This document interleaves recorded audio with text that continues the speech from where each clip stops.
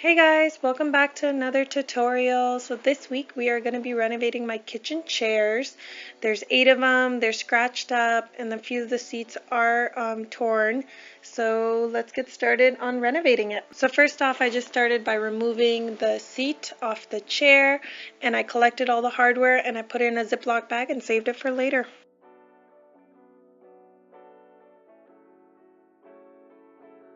So next I'm using my palm sander and 40 grit sandpaper to sand down the surface of the chair.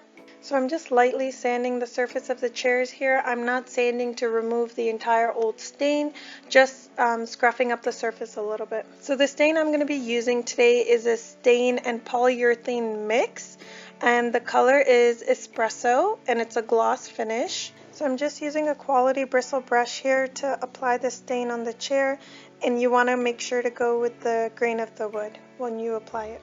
So when you're working with this type of stain, because it already has a polyurethane in there, which is the finished coat, you're not going to wipe off the stain. You got to just brush it on and let it dry.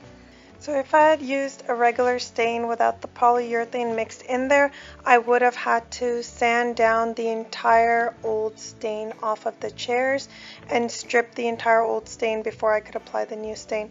But because I used the stain and polyurethane mix, I was able to get away with just lightly sanding the chairs and then applying the stain. So that saved me a lot of time.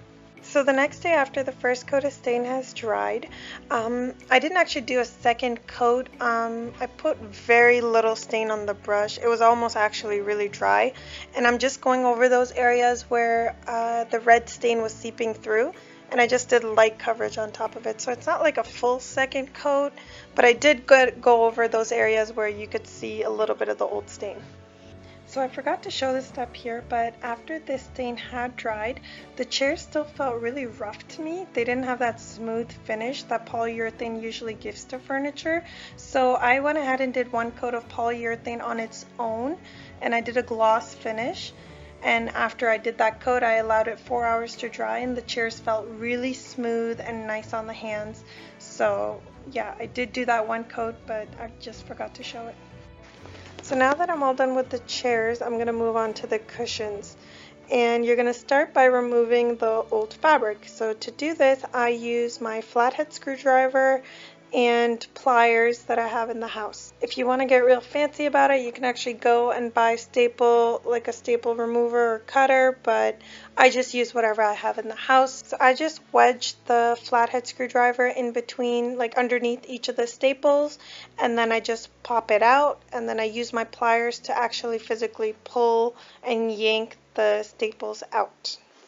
I always like to start at the ends because that's where the most staples are and that's the hardest area, and then work my way in towards the sides where there's of course less staples.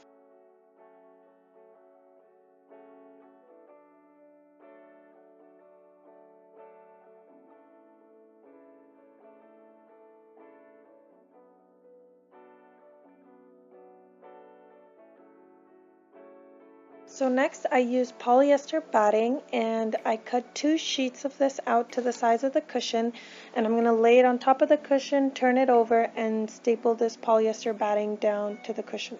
So I'm just going to use my staple gun to staple all these down, and I use 3/8 inch staples. So I like to start by putting one staple on each of the sides in the center and then working my way to the corners.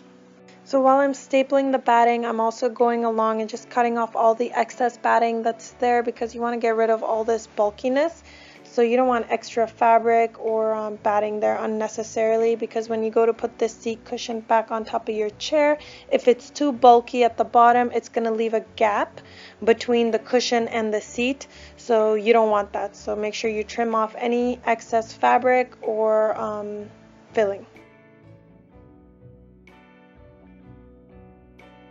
Next, I cut my fabric to about the size of the cushion, maybe leaving 2 inches, 3 inches on either side. And I'm just going to lay my cushion right on top of it. And the same way I staple the batting, I'm going to start stapling the fabric down to the cushion.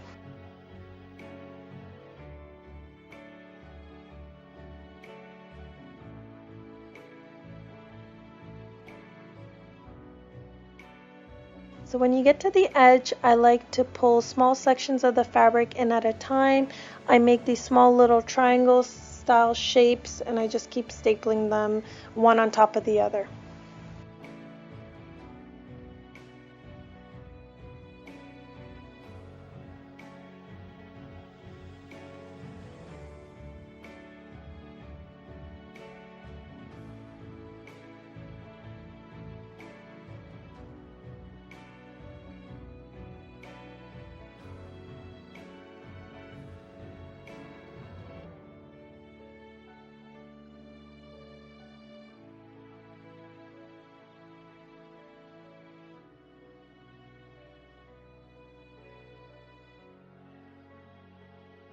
So next, the back cover that I'd saved from before, you're just going to go ahead and staple that down onto the cushion the way you did the batting and the fabric.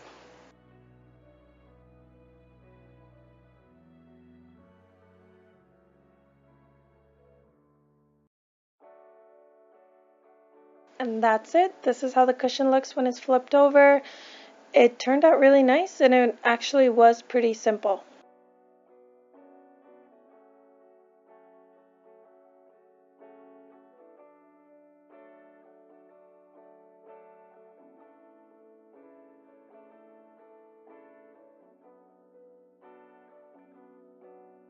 So really quickly, I just want to show you how the chairs look like before. And here are the new chairs. So I really like how these chairs turned out. It is night and day from what they looked like before. And on a difficulty scale, I would say that these chairs were actually pretty easy to do. They did take me 3 days to do, but that's only because there was 8 of them. So that was just a lot of labor, but I would really recommend this project for somebody trying it out for the first time because I really didn't find it that difficult. So let me know what you guys think, and if you haven't done so already, be sure to subscribe and hit that notification bell so you see all my latest tutorials, and I will see you guys in another tutorial, God willing. Bye!